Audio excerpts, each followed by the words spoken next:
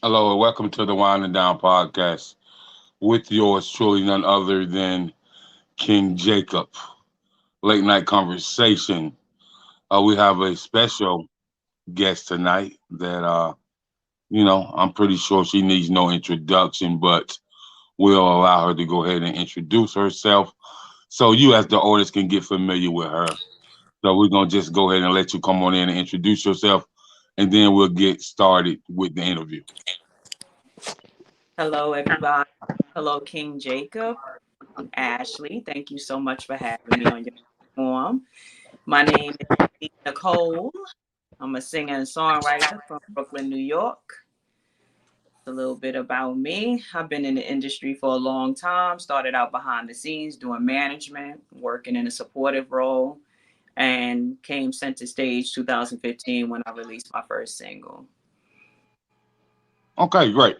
So let's get into where you started at and how was that for you when you started, quite some time ago and up until like want to talk about how the analog age versus the digital age, and you've been behind the scenes and management, supporter roles, pre-production, production, all the above, doing shows and stuff like that. So let's talk about where you started at and how does the analog age help the digital age as well?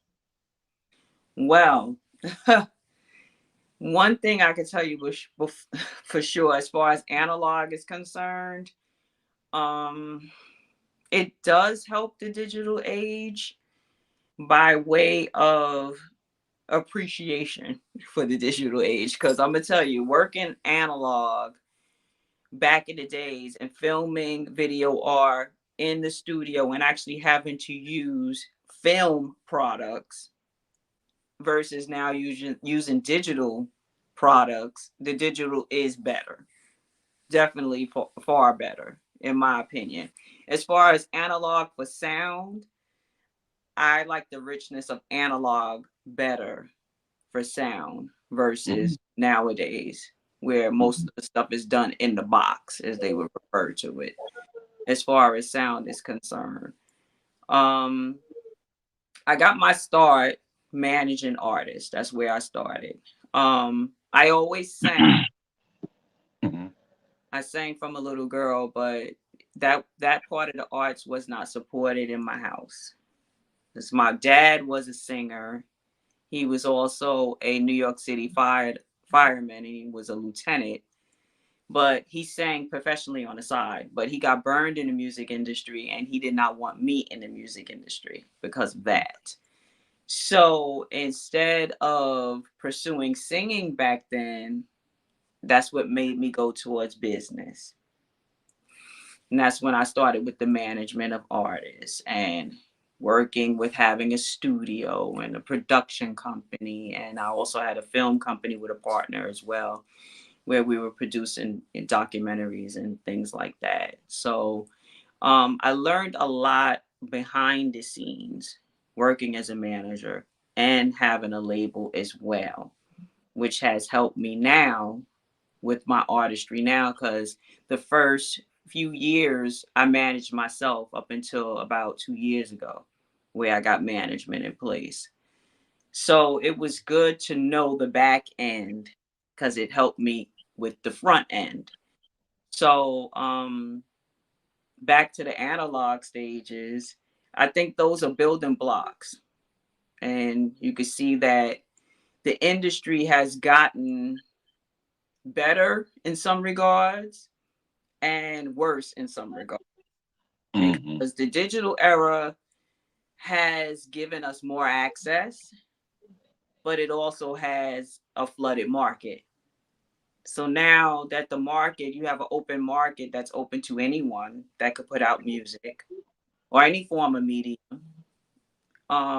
You have a lot of competition, so, and a lot of information out there for consumers. So now you have to be able to market a product so that it stands out. It really stands out.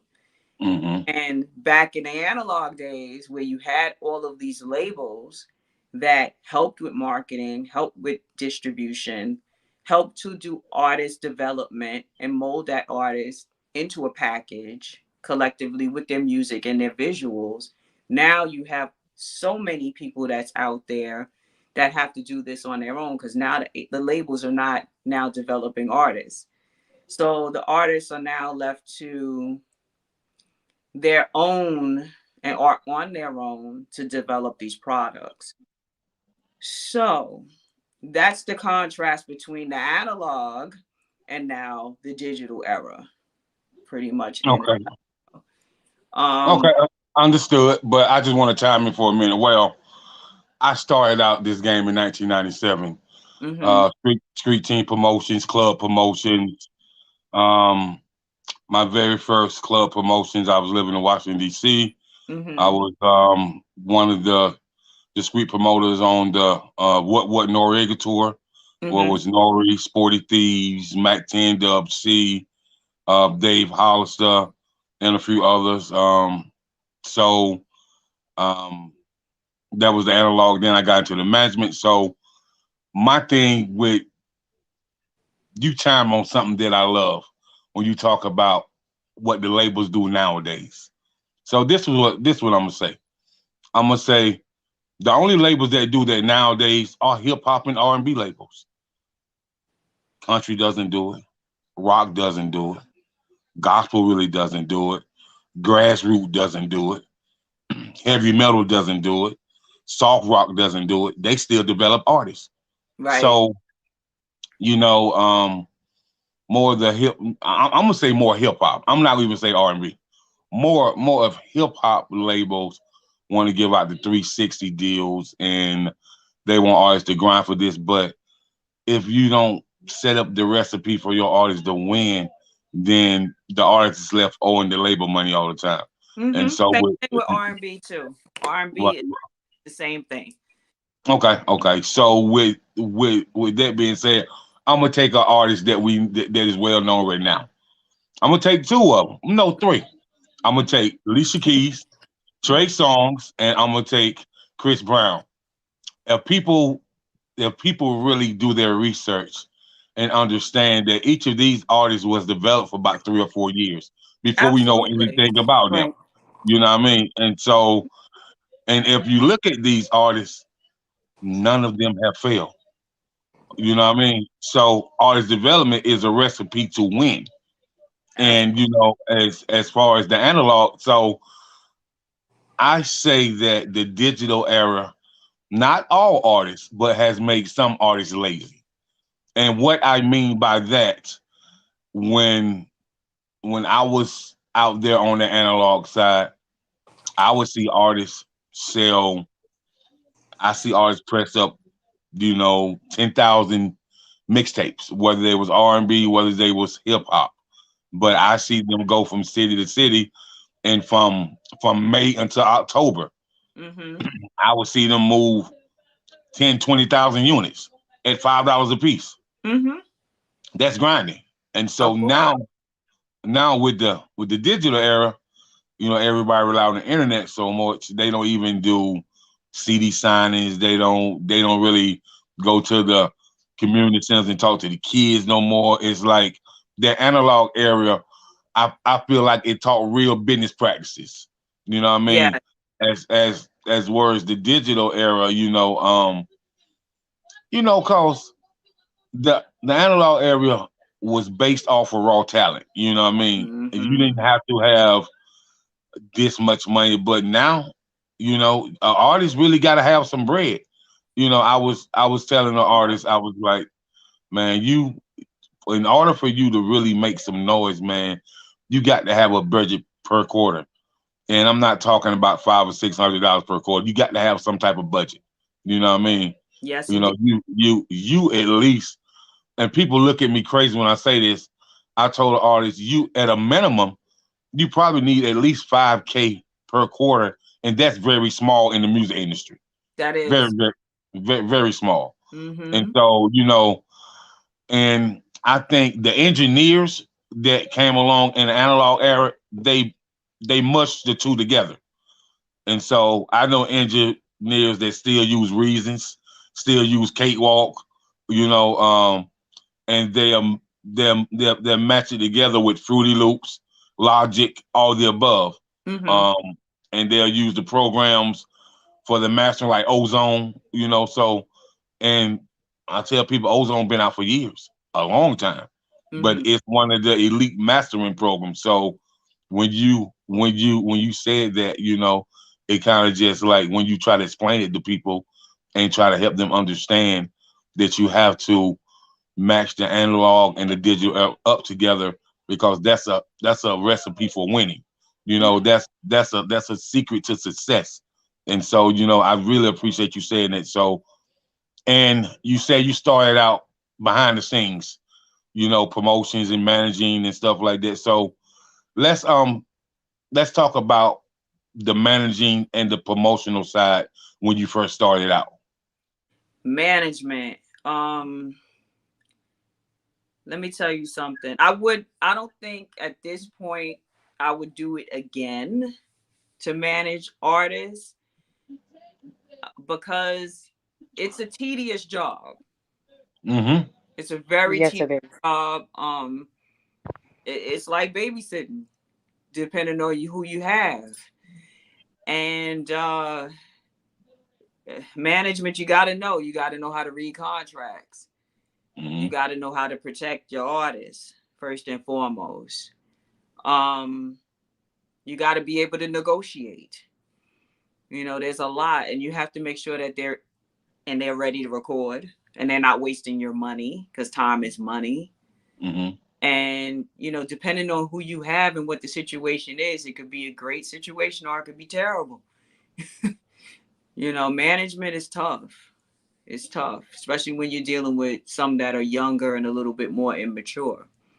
Mm-hmm. So that has been my experience with the first couple of artists. And sometimes they don't understand that when it's not their money that's being invested, they don't they don't understand when they don't have money invested in a project. Sometimes they don't understand the back end, and they don't understand that they need to be responsible. you know Right. they need to be responsible to themselves, and they need to be responsible to the management, and they need to make their commitments. So um I did have one artist that really, really understood that, and that was just like a marriage made in heaven. Right. Mm-hmm. He was just awesome. So, I mean, there's the good, the bad, and the ugly in artist management. You know? Mm-hmm. And I learned a lot, and that helped me to manage myself and my affairs because when I decided to now become an artist, I understood what needed to be done. And Right. when I decided to now invest in myself and then bet on me, and that's when I really started to win because I know that I'm not myself in a position to not to be late, to not be prepared for my session, not follow through with my bookings and so on and so forth. I can like go on and on and on with the responsibilities that you have to follow or adhere to as an artist and as a manager, because I've been both. So management has helped me a lot, and I've learned a lot. And I've been burned as well, which will Mm-hmm. happen. Sometimes you bet on somebody that really doesn't believe in who they are, Hmm. Right. aren't That's quite so true. ready. You may see something more in this person than they see in themselves. So it's just a lot to learn as a manager. And, you know, I think that, coming back around, like doing a 180 turn and now dealing with myself, all of those experiences were a benefit to me, whether they were good, bad, ugly, whatever. It helped me to be the businesswoman that I am Mm-hmm. now, running my own label and put my own music out. So I found it to be beneficial. Um, would I do it again? I don't know. I mean, I like putting pieces together. Mm-hmm. I like the business end. That's, that part of my brain works well. Uh, but if I was to step back into that realm again, I would deal with more seasoned artists than to deal with like new Mm-hmm. artists. No slight to the new artists, but I don't think I would want to deal with the younger ones that Right. haven't experienced life and don't really understand what keeping their commitments and being a little bit more regimented and scheduled. I'm at a point in my life that I wouldn't want to deal with that. Yeah, that's a lot. I like I said, I manage artists, and what I found out from a lot of artists, you know, the ones that are passionate for it, they they come to you like in surprise and already they've already been working. When I say working, they already have an EPK, they already have a press kit, they Hmm. already have songs written and copywritten. They said, well, this is what I can invest every month. I'm looking for management, but I also want to know if we can start a partnership. If you can match me, if if if I can invest, they might say if I can invest 3K a month, would you be willing to match that 3K so we both can win together? Hmm. So when you hear those type of artists, they are seasoned artists. They kind of really studied the business. They know how to navigate. They gonna get out there and promote. They gonna market, and they gonna come to you. So this is a marketing company that I found. This is what they've done. They work with this person, that person, and these are the Hmm. testimonials. These are the results. So if you could, I have their name. I looked them up. Here's the testimonials. If you could reach out to them, so we can set up some type of consultation with them, and we can see where it go. Hmm. So those are the seasoned artists that you're talking about. So Exactly. now, but the other artists, they may be like have raw talent, but never experienced the music world, and they may not understand that marketing dollars really matter. You know what I mean? So, you can hear it on the radio. You be like, this artist is not that good, but their marketing is intact, so they go really, really far. You know Exactly. what I mean? They're really business savvy. You Hmm. know, they have saved their money up. So when they contact the manager, they got their ducks in a row, and they tell the manager, well, these are the three publicists that I've been looking at. You Hmm. know what I mean? Even though they don't understand the business, they kind of want that manager to guide their footsteps, but they don't want to just play around with it because they feel like they don't have time to waste. And Hmm. then you got the ones that want to rap because the homeboys rap, Hmm. and so those are the ones that I really don't take serious. You know what I mean? Right. Hmm. Like you want to do this because your homeboy do it. And then some of them, I said, well, if you want to do something, maybe you should do it this way. So I have had a situation where, he was always with his homeboy. I said, well, maybe you should get into the modeling or the acting. And then once you get into the modeling and the acting, you build them connections. If you want to bring your homeboy along, you plug him with the music supervisor so he can get on the soundtrack, and y'all still they're rocking together. If y'all want to keep it tight like that, you know what I'm saying? So it's several things that they can do. So if you don't want, if you just doing music because he's doing it, won't you learn how to help him move his music? Won't Right. you learn how? Won't you learn how to go talk to the club owner? Or won't you learn how to go talk to the lady that throw the fundraisers at the community so you guys can do a show?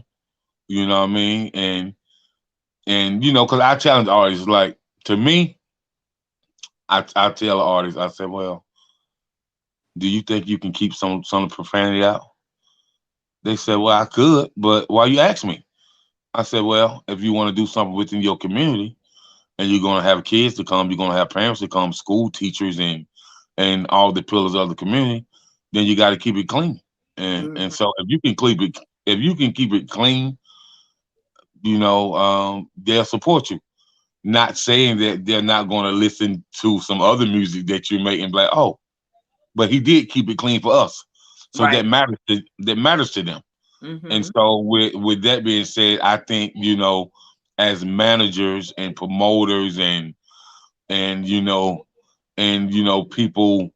people that run and campaign directors, I think that when you got the whole artist accountable when in the community, because right now the community is in really dire need of young men that do music, really reaching out to people that are directors at the YMCA or the Boys and Girls Club, or going back to their old high school and talking to the superintendent of education, and this is what I want to do with the kids right here. I'm going to donate 15% back to the Department of Education, and we're gonna do this run every so often because this is how I want to give back. Because this is where I'm from.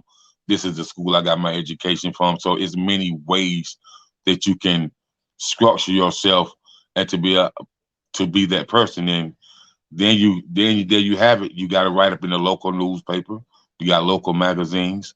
You got maybe some college professors in that area that want to sit down and really talk with you and see why do you think like that about the community and how would you change the narrative. So it's many ways.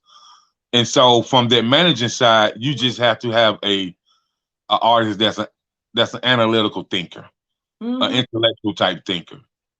So once you can understand who they are from their thought process, then you know how to deal with them better.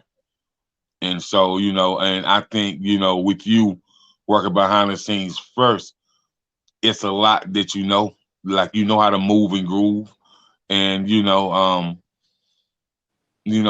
that's great. And so how was it for you on the management side of putting shows and tours together or even showcases?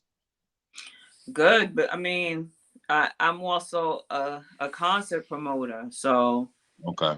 yeah. So I mean, that's part of one of the things that I do. Like the Hmm. last event I did, right before the pandemic, Keith Washington and Full Force and Intro, and I had Nathaniel the Great open. That was at Queen's Theater. So yeah, I got a good grip on concert promoting. So I definitely could, put events together for artists previously. I promote my own concerts. I mean, outside Hmm. of whatever bookings I get, I also create my own opportunities. So that's another part of the back end that's important to know as well. And I think that you could be a concert promoter. You don't have to necessarily be an artist, but it's nice if you could do both. Hmm. It's really Hmm. good. And then you could pick and choose who you want to put on the ticket, you know, and create those opportunities and those collaborations for yourself. So Right, right, right. yeah, so I mean, I did well with that, bridging the gap between my artist and the stage back then. When I started artist management, uh, it had to be I guess about 96, like 96, Hmm. 95. Matter of fact, I think Mickey was 95. So we will put together events for her.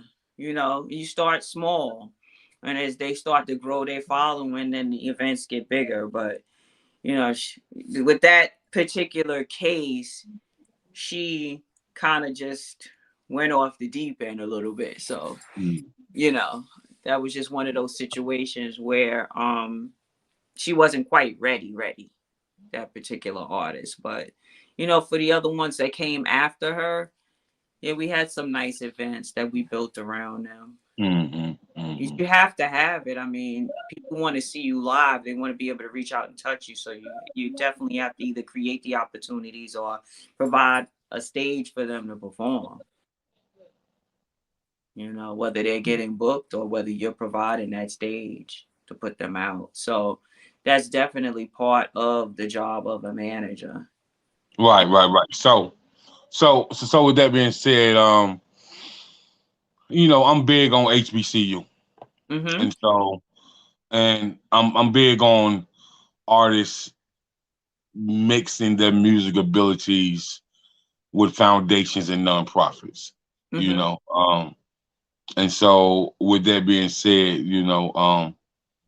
like with with working with nonprofits and working with HBCUs, you know, what is your take on that as far as the management side, embracing the community side as a whole?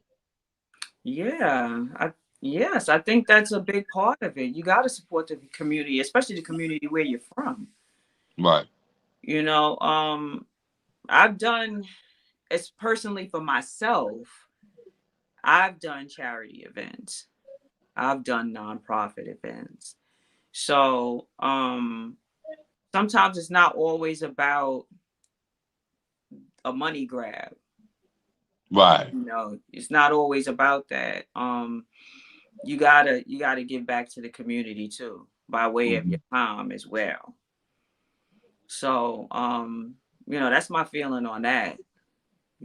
I'm a person that if you reach out to me and you need help with something, I'm gonna come and help you with it if I believe that's a good thing. It has to Hmm. be something that I connect with, that I feel is good. Um, I mean, and for the most part, if it is something dealing with the community, it's gonna be good. It's Right, usually right, right, good, right. So not to put it that way, but yeah, for me personally, yes, Okay. definitely. Mhm. Cool. So from the political realm, Mhm. and with you being an artist, with you being a businesswoman and all that. So, and I tell people a lot of times, a lot of your local councilmen, the local representative, just the mayor, people whose importance on the political realm on the local side of things, not the senators and the Congress, but they know a whole lot of different events that's coming, and they can really put your name circulating in the political ticket as far as when they look for musicians and artists and stuff like that. Mhm. So, what advice would you give the artists to deal with their local politician, just to really get them out in the community, just to get their name circulating, so when they do have these festivals and these other concerts that's sponsored by a political figure, you know, um, what advice would you give artists for connecting with them on that community type thing, when it's paid for by a political figure? Well, I mean, there's a few ways that you could go about that. The first way is that you need to be active within your community in order to network That's so with true. these people. Networking is a huge part of being active in your community, whether you're an artist or not. So if you are a musician and there is a political party or um something of interest to you within the community, my suggestion is that you go to the events and network. Because Mhm. there's just so many events that's within the community that happens. I mean, that you find in the local papers or online nowadays. You know, where you could be able to connect with those people that you need to connect with to get on the stage for a political event or for a charity event or whatever it is. Mhm. But it's talking to people. It's, you know, going to the local college stations and creating relationships there. Um, there's a lot of people maybe not may not know, but like when I had artists, like I would go to the radio station in Harlem. You know, I can't remember all the different campuses and everything. It's been a Mhm. while, but you connect with those DJs, you connect with those PDs, which are also connected with the community. And when you do connect with these people, they connect you with more people, and it grows your network. So, I mean, networking is king at the end of the day.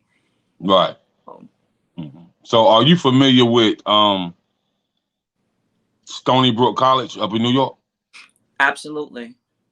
Now, I will tell you this from experience, from being in New York a lot, being in Brooklyn, Queens, and got my godmom living in St. Albans, so I had a chance to really meet a couple of DJs from Stony Brook, radio Mm-hmm. personality. Because my god brother went there, and so what they tell me is more artists need to submit music. Just as long as it's clean and edited. Just submit music because they're looking for artists to break on the college scene. And say he was telling me a lot of times, man, that some of the frats, whether it's the AKAs and the Kappas, or Mm-hmm. use an indie artist theme song, to open up their step show with. And Mm-hmm. so, and he was like, if an artist really want to get known on campus and gain a lot more fans, they should plug with the main DJ on the campus and a frat and just do a party within the college and let it be a party for the frat and a concert for the artist. And that's how an artist really get that buzz throughout the college. Cause if one program director play it on the college scene, they're going to share it. He's going to share it. She's going to share it, and it's going to be a chain reaction. So that's the real reason why Jay-Z met J. Cole. It was through the college circuit. Yeah. So I would and that's a dope college though, for real, for real. What, Stony Brook? Yeah. Oh yeah. Oh yeah. Yeah, I used to live not too far from there, like 10 minutes from there. Okay. Okay. Yeah, so I've been up there. I've been up to their radio station, and they've been supportive, which is cool. For my mixtape, they were running that up there, and this last single as well. Yeah, Okay. Okay. it's you know, it, your college is a good way to get yourself into the community. That is Mhm. definitely a great way. So yes, yes. Right. So Ashley, do you want to chime in and ask her a few things? Since you're in that type of field too, that music field. You know what I mean?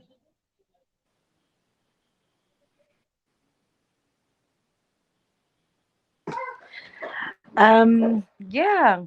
So yes, I'm an artist too. Um, I sing and stuff like that as well.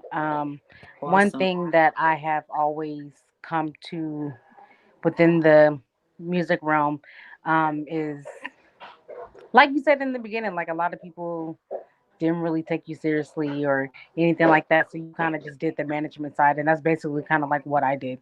I started off just with doing that because no one would really pay attention to that side of things. So like now I'm really working on like the music aspect side of it. So if you wasn't doing music, what else would you be doing?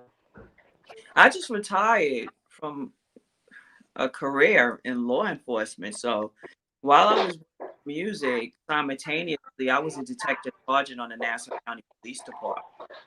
Wasn't it for like Wow. over So 20 something years, correct? 24 years. See, yeah. Wow. So Yeah, yeah, I read that up too. I was like, oh, Wow. You bring a whole you different have side, right? you have a very very inter- interesting life, man. Let me find out that you like law and order, organized crime. Let me find out, man. Like for real. You have a very interesting life, man. Like from a business standpoint, your mindset is like totally different when it comes to how you think. So, Yeah, and really when you're writing, since you've been in that law enforcement field, you view society totally different from the average person. yeah. Because I've seen the worst of society. They call us when they're at their worst. Mm-hmm. You know, and I've worked in, you know, different branches of the police department. So I've seen it from the internal side and Uh-huh. it from outside. So I have a very firm grasp on people and behavior, Mm-hmm. you know, and pretty much the full gamut. There's not too much I haven't seen or felt, you know. So, but it has also helped me be a good organizer Mm-hmm. and to have discipline. Man. Um, and discipline is very important in business. Right. So, yeah, I mean, that's like a whole nother side. It's It really Right. is. a whole different conversation. But what I will say is, I did enjoy my time on the job. I enjoyed it. That's cool. I enjoyed helping people. I enjoyed being in the community. I enjoyed being hands on. You know, good, bad, or ugly. You know, it just comes with the territory. And it was a good ride. But Mm-hmm. you know, it was a good way to help support what I love to do outside, Right. you know, because if I didn't have that career, then you don't have money to invest in music. So, in order to be successful in music, you need a budget. So, Right. That's where are you now getting this budget from? Right. My previous career has helped me to fund my dreams and make my dreams profitable. So, you know, dreams are awesome, dreams are great, but you need to have a baseline because you got to live too. Right. That's just very important, you Mm-hmm. know. Right. And having to work both of those simultaneously, and then also balance, you know, my home life and everything else. It was not an easy task, but when you're determined to win, you find a way. And Mm-hmm. um when I decided to resign or retire um in April, you know, I made sure I planned up until that time that okay, now it's time to go. But Mm-hmm. previous to that, I mean, I had already started planning that 10 years ago. So it's not just happenstance like okay, I'm walking away. You know, I was working both of them parallel and then Mm-hmm. worked this music to a point where I'm like, okay, it's time to now let go and now work this full time. This needs my full focus now that I've built it up to this. You know, I dropped red bottoms and lingerie. I still was employed. You know, I'm Mm-hmm. flying to Houston, recording videos, you know, with Little Flip and putting out everything and then flying right back to work and dealing with my detectives, you know, straight back to work and back in the street dealing with some case that needs to be closed. You know, as I worked in the detective division. So it was just crazy. You know, it was like really crazy having to do all of that. But I loved it as I multitasked and I got it done. But I love it even better now that that chapter's closed and that Right. I Right. uh, completely focus on my businesses. Mm-hmm. I Mm. can dig it. I can dig it. So, with that being said, my my brother, the ones that's my younger brother that's next to me, he worked in the Department of Corrections, and my father, he was assistant warden for about 33 years. Oh wow, Yeah, yeah. So that's yeah, awesome. I can understand because I've sit down and had stories with my father. I still have them with my brother, and they their mindset's so different. The way they view society is crazy because they they view society as a place that you supposed to advance. You know what I mean?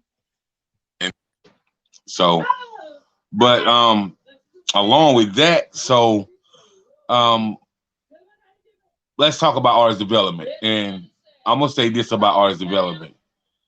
If you are born and raised in the church and you have some singing skills and you come from a line of singers in your family, the best artist development is the church.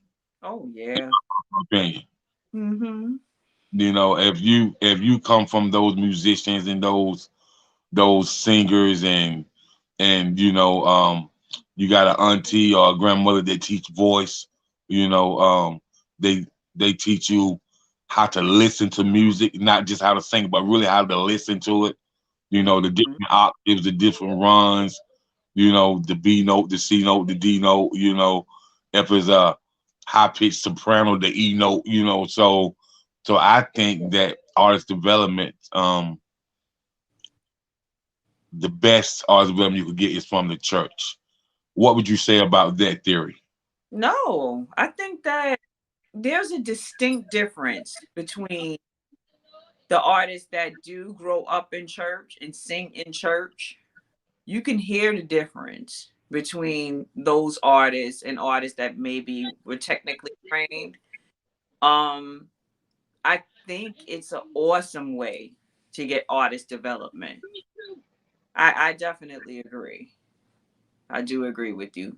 But at the same time, I think you can also get artist development outside of church. Okay, true, true, Mhm. true. Because I can tell you this, um, I know some dudes who probably didn't go to church, but there was cats that sit up under the tree with their guitar and the harmonica and and the Congo, and they would get a group of young boys that they were like, man, you look like you can sing. Can you? And a group of young boys say, yeah, sure we can. We sing in church. And they would just do outside shows sometime, like Mhm. just at the park. And then sometimes you have 50, 60 people just come to the park, you know what I mean? And then, these these dudes that we think are just dudes that drink all the time, they got that real talent. You know what I mean? They Yes, they got their real talent, and they can teach you a thing or two. So, I can understand what you say that a lot of artist development can come from outside the church as well. it You can. know, I mean, I've seen it on both sides. right? Like I learned a lot at home with my dad. I learned a lot going to church with my grandma. Hmm. So and my sisters on my dad's side. So I think it's your exposure to music. Hmm. It's the desire to learn. And most of all, to practice, because you can learn a lot, but if you don't actually apply it daily and make it part of your regimen, you don't quite get to sharpen your tools in your toolbox. So, there's a lot to be said to be consistent within your craft. And that helps to build your singing chops as an artist. Hmm. That's Right. you gotta polish your craft. You have to practice. Yes. um I do find, going back to church, there's just certain sounds and certain runs that are just indigenous to the church, the black church in particular. Right. um and you just know right away. You hear a certain run, you be like, okay, you know that's a run from church. Right. And I think that's an awesome thing, and I love how it merges within R&B, and it merges within jazz, and it merges within soul music. And it's beautiful. It Right. definitely, you know Like when I first heard Anthony Hamilton sing, I said, "Listen, man, that boy been sitting up there beside his granny since he was like 6 or 7 years old. Like exactly. Yes. for real, for real, Sure. I mean, for real." sounds to me. when I first heard his first single, "Coming Where I'm From," Mm-hmm. Bill Withers, right out the gate. Yeah. So if he wasn't in church, he was studying Bill Withers because he sounds just like Bill Withers. Right, right. And then see, then later on with me finding out that he and Fantasia's are first cousins, and they are also first cousins with Casey and JoJo. Like They all of both them came are Right. out from the the church. yeah, all of them from the same family. And see what people don't Yeah. know that Casey and JoJo father was the biggest bishop in the state of North Carolina for like 30 years. Yeah. Yeah. So you know, they come from that setting, and like I tell people, they somebody asked me about, man, they was like, so you like Brian McKnight? I said, yeah, I was listening to Brian McKnight before y'all know he was Brian McKnight. They said, what do you mean? I said, I was listening to Brian McKnight when I was 13 years old when he was in a gospel group called Take Six Mm-hmm. Mhm. with his brother Philip Brother. McKnight and Mark McKnight and all his brothers. So I was like, it's just like the group Commission. I was listening to them, man, when I was young, with Fred Hammond and Daryl Coley and Marvin Sapp and Yeah. all them, man. Like so, I was like, a lot of these guys been on their journey for a very very long time, man, a Yes, very indeed. very long time. Yes. So and so, when it comes to you now, let's get into your mixtape and your single. Tell me about this mixtape.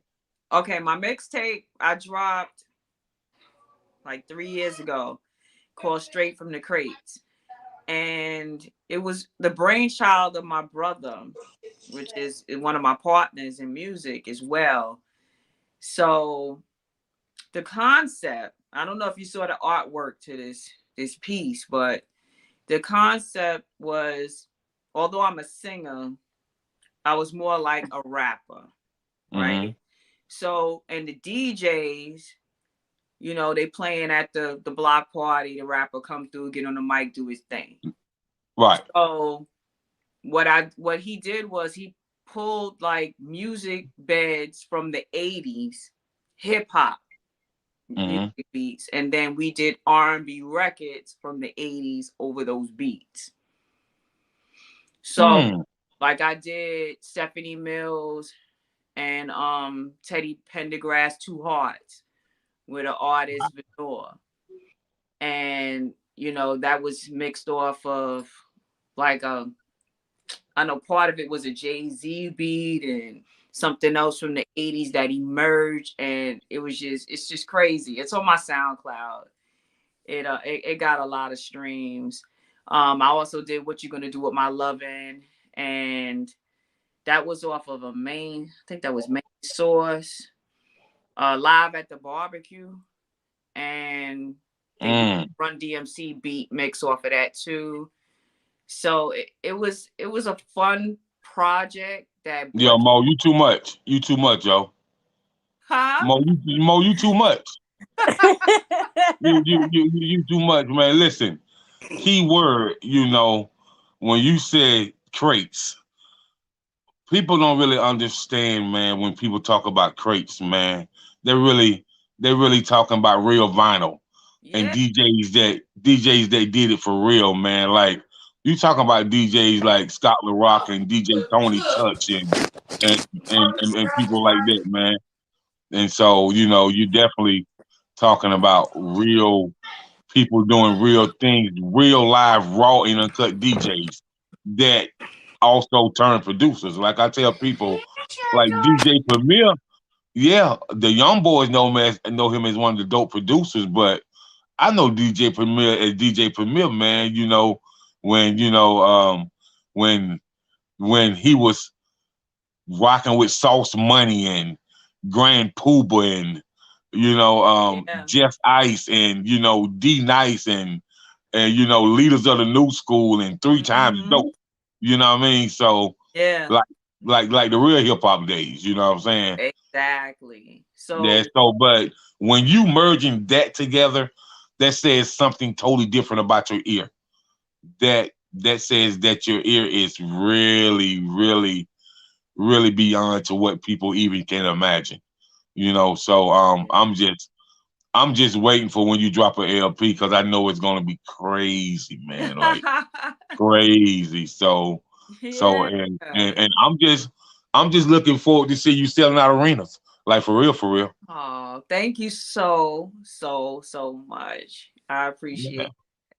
Yeah, I'm a bit eclectic. I mean, that's my roots though. You know, that straight from the crates, you know, that's how we came up. You know, my brother was a DJ, you know, I have a whole collective of DJs around me. A Right. few of which are featured on that. That is an EP actually. That's straight from the crates. It is an EP. Okay. Okay. Okay. DJ Scratchator did Don't Make Me Over, and I did that with Tony Stills. You Mm. know, it's a lot of good stuff on it. You got to check it out on my SoundCloud. You Google Right. it, you'll find the link, or I'll send it to you later, and Okay. And you can check it out. you know, I Yeah. tell people all the time. I said of myself, man. You know, me and a couple of my cousins, man. We used to love. We used to get our mans used to come down south during the summer Mhm. and kick it with us all summer. And then he'll go back in September. It's time to go to school, and Mhm. he used to send us the cassette tapes of Tony Touch and DJ Ron G. Oh You know yeah. what I mean? She said, "Oh yeah, oh yeah." So when you start talking about like Tony Touch and Ron G and you know people like that, man, it's like I really miss the really DJs putting out that raw material, man. You know, like DJ Ron G was so dope to me, man. I was like, man, Absolutely. like real dope, man. And so upon listening to DJ Ron G, that's how I came to love Gangstar. You know Mm. what I mean? You know what Yeah. I'm saying? Yeah. So and that's how I came to love people like Mike Geronimo. You know what I mean? Mhm. So that's how I came to love like three times dope and leaders of the new school in a tribe because back then we wasn't getting all that down south unless you had a connection in New York. You know what I mean? Okay. Okay. Yeah, yeah, yeah. So you know that's how I came to love them. But how I fell in love with hip hop was none other than Rakim. Oh yeah. Yeah, man. Yeah. Like he said, I got soul. That's why I came to teach those who don't know my name. Man, listen, man, listen, man, listen. I say, man, that a lot of people don't really understand why they call Rakim the god of hip hop, man, the god of rap, man. He was doing stuff way before his time. Absolutely. Way before his time, man. You know, I tell people, man, like it's a lot of I don't feel like enough artists pay homage. You know what I mean? Because Mhm. there's a lot of MCs that paved the way for you, man, and you know, and they would actually love to do some tracks with the younger people, man, to really give them some game about the hip hop business. Because hip hop is a business. Yeah. And Absolutely. and if you don't really understand the business, man, you can you can lose a lot. So you know, so that's what I would like to see. But upon the mixtape, you do have a new single, and so drop Yes. some jewels and some nuggets about this single, man. Uh, What can people expect? it is contemporary R&B, which Okay, is different from my existing catalog. You know, Say Yes was R&B, smooth jazz, and you know, pretty much my records were in that realm for a while. hmm Of course, people know I have the Christmas album, which is right. you know, traditional gospel and Yeah, I seen that. I seen that that. sound. But Red Bottoms and Lingerie is today's Grown R. folks. It's today's R&B. It straddles grown folks and the younger ones like this Okay, sound. Sound is different. okay. You know, it's a different sound. And it's produced by J Hot Scott and Cornelius Scott. And it's written by Ray Lavender. So this is actually a record I did. Wow. Yeah. Hold up, hold up, Mo, back up, back Yes. up. Back up, man. Technical file on the play. Back up, man. Back up. So listen, for people who don't know who Ray Lavender is, he is one of the most, like, when you think of Ray Lavender, you think of somebody like Ryan Leslie. You know what I mean? He is one of the most smoothest singers. He's a dope writer. He's a dope producer. Like Ray Lavender, Ray Lavender is that deal, man. Like Yeah. he, he really did. Like when you working with somebody like Ray Lavender, man, you making a lot of noise. Yeah. Yeah. They Because- they collectively, it's a great record. Like we came together and we made a really, really great record. And then Mhm. my manager had reached out to Lil Flip, and he dropped that verse on it, and it was like if he was meant for the record, you know. Right, right. Yeah, so it did well. I ended up in the top 40 on the urban AC charts, the Billboard charts. So it's pretty big for a little independent to get that kind of success on the record. Video hit, BET, MTV, and all and everything in between. So it was good. It's good, and it's still moving.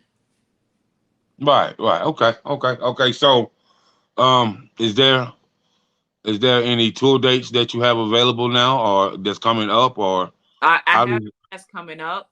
I mean, this one's way far out that I have booked already, and that's June 30th. It's in Queens, St. Albans Park. But I have more dates that's closer. I'm just waiting for the confirmations to come up. I have Are stuff. you Have are stuff you coming up next month. are you making your way down south? Oh well, I'm sitting here talking to you from the dirty right now. What you at right now? I'm out in Georgia right now. I'm between Georgia and New York. What you in ATL or no? No, I'm not in the city, but Okay. I'm not that far. I'm about 36 minutes from the city. I'm in the sub. Okay then. Yeah. Okay then. So Okay then. I'm Okay. out here as well. I'm between the two cities.